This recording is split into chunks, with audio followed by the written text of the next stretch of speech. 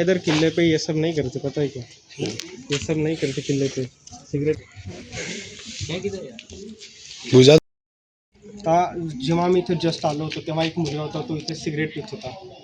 आणि म्हणजे बघा, आपल्या किल्ल्यावर आपण कसं राहावं हे आपल्याला जाणीव असली पाहिजे थोडी.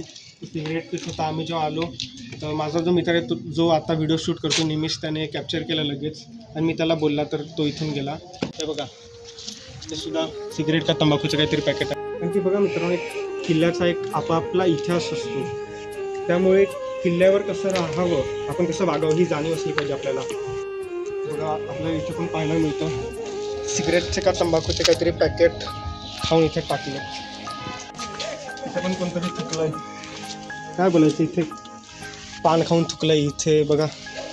आणि इथे पण कचरा केलाय लोकांनी, बघा इथे पण थुकलंय, इथे सुद्धा लोक थुकलेत. म्हणजे काय बोलायचं, लोक ऐतिहासिक जागा सुद्धा सोडत नाही. आणि ही जागा तशी खूप चांगली आहे, पण बऱ्याच जणांनी इथे खूप बघा किती सुंदर असं रंगवलेलं आहे, खूप शोभा वाढवलेली आहे. हे आपले नावं लिहून खूप मस्त शोभा वाढवलेली आहे.